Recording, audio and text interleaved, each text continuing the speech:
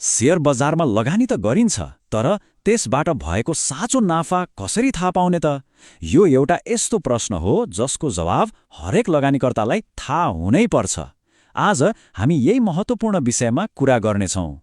सोच्नु भएको छ कहिले आफूले बेचेको शेयरमा साँच्चै नाफा भयो कि भएन भनेर? यो एउटा यस्तो प्रश्न हो जुन धेरै लगानीकर्ताको मनमा आउँछ, खास गरी बजारमा नयाँ हुँदा। धेरैजसो नयाँ लगानीकर्ताहरूलाई के लाग्छ भने यदि शेयरको भाउ बढ्यो भने नाफा भइहाल्यो नि। तर कुरा के हो भने यो सधैँ साँचो हुँदैन।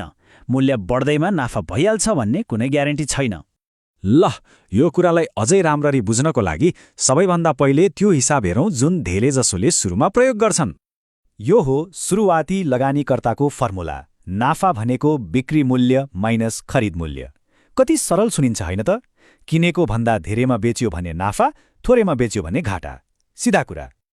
तर यो सिधासाधा देखिने हिसाबमा एउटा यस्तो महत्त्वपूर्ण कुरा छुटेको छ नि, जसले नाफाको पुरै हिसाब नै गडबड गरिदिन सक्छ। हो, त्यो छुटेको कुरा भनेको लुकेका खर्चहरू हुन्।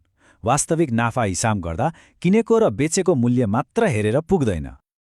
त्यसो भए के हुन् त यी लुकेका खर्चहरू? हेरौँ है।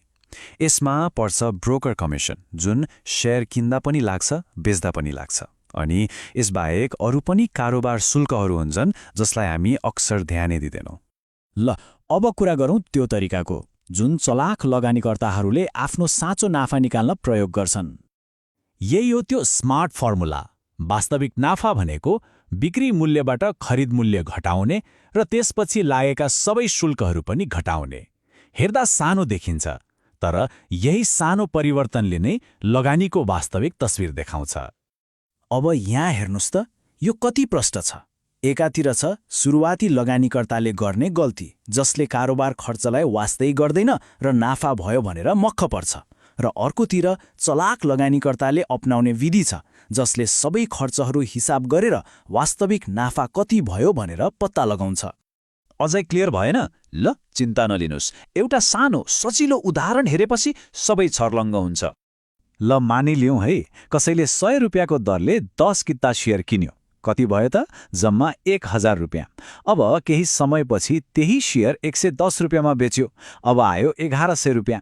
तर यो किन्ने र बेच्ने प्रक्रियामा जम्मा 15 रुपियाँ ब्रोकर कमिसन पनि त लाग्यो नि। त्यसो भए अन्तिम हिसाब के हुने भयो त? 1100 रुपियाँ बिक्रीबाट आएको, माइनस 1000 रुपियाँ किन्दा लागेको, अनि माइनस 15 रुपियाँ त्यो कमिसन। र साँचो नाफा कति भयो त? जम्मा 85 रुपियाँ। हेर्नुस् त, यदि त्यो 15 रुपियाँको शुल्कलाई बिर्सेको भए नाफा त 100 रुपियाँ देखिन्थ्यो। तर वास्तविकता त अर्कै रहेछ नि। त्यसो भए यो सबै हिसाब किताबबाट आखिर सिक्नुपर्ने मुख्य कुरा के हो त? यो कुराले एउटै कुरा स्पष्ट पार्छ। एक चलाक लगानीकर्ता बन्नु छ भने शेयरको भाउ बढेको मात्र हेरेर हुँदैन, सबै खर्च घटाएर बचेको खुद नाफा हेर्नुपर्छ। किनभने यदि ती साना देखिने शुल्कहरूलाई व्यवस्था गरियो भने हिसाब त गलत हुन्छ नै, अनि आफ्नो लगानीले कस्तो काम गरिरहेको छ भन्ने बारेमा पनि गलत बुझाइ हुन्छ। त्यसो भए अब एउटा प्रश्न। अबदेखि हरेक कारोबार गर्दा कुन चाहिँ हिसाब प्रयोग गर्ने, साधारणवाला कि स्मार्टवाला? यो प्रश्नको जवाफले नै लगानीको यात्रा कता जान्छ भन्ने तय गर्छ।